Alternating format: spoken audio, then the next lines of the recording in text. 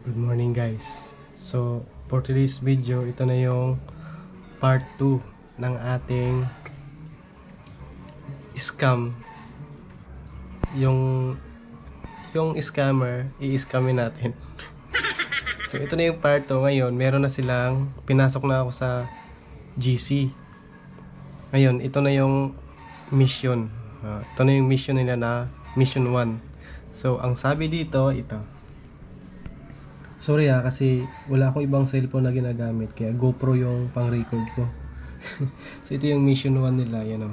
Mission 1, click the link below, okay? So ito yung Instagram na like and follow the page. Sa dalawa, the mission time is 25 minutes. Take a screenshot, write the mission number on it, then post the screenshot here and send your receptionist as well. So the receptionist will calculate your salary 30 pesos for each mission. After completing any prepaid mission, the salary will be 60 pesos for each mission. So number 6, the next mission will be released. Okay, so ngayon late kasi tayo kasi meron pa kasi akong pinuntahan. So ngayon, ito yung mission 1 nila, magkakaroon daw tayo ng 30 pesos. So, ila-like and follow and then screenshot lang natin.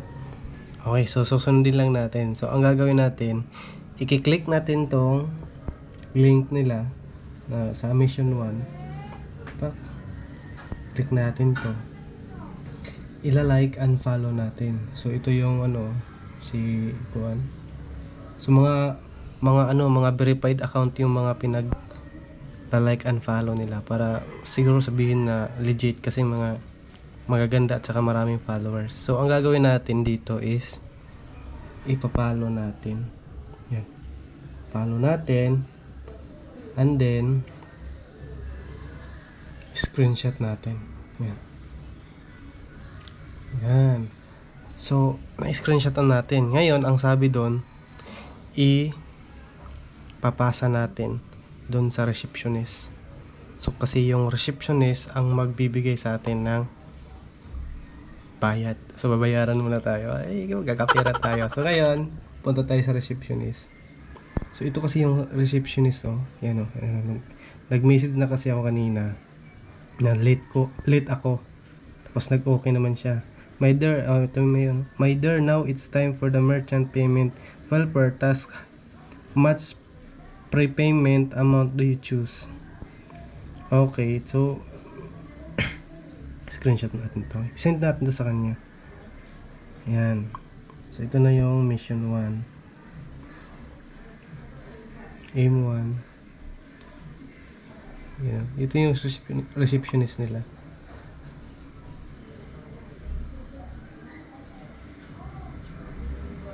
So yun na, sin na niya.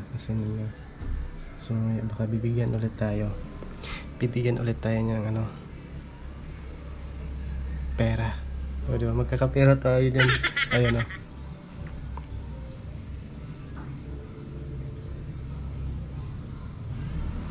Ayan.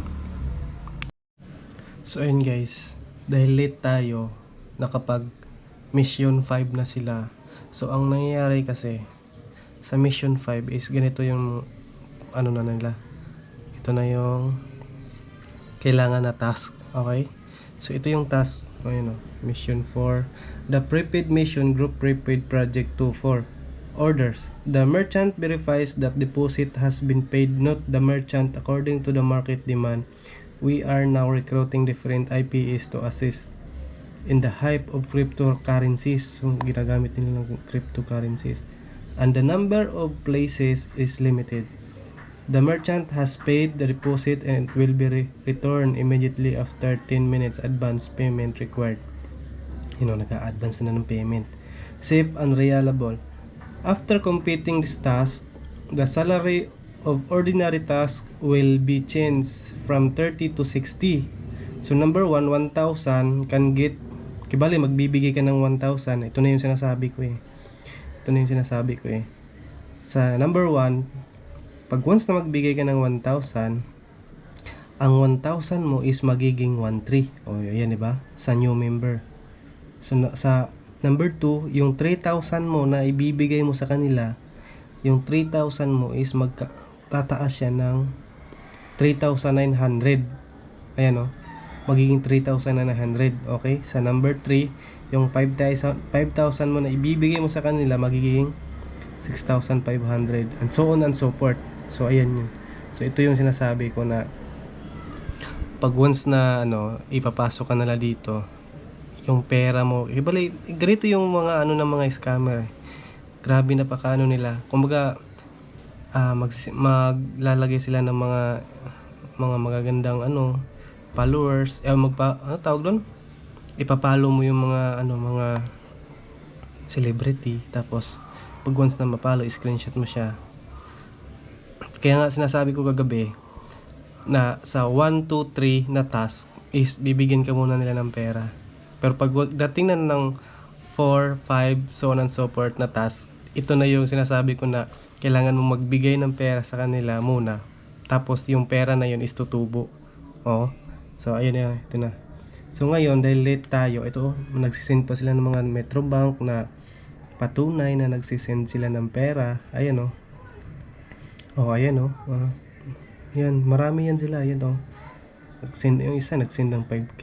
Ayan so, ito na yung mga task nila. So punta muna tayo sa merchant kasi na-late kasi ako kanina, hindi ako nagising. So ito nag-reply na yung receptionist nila. Sabi ko kasi dito na pwede ba ako mag-start ng mission 1 kasi nga late tayo. So ito yung reply niya. You come late and can only complete the new task released by the merchant. The previously released tasks have exceeded the valid time. Every time you release a task, you need to complete within the specific time. So hindi tayo nakapag-compete kanina sa mission 1. Sayang.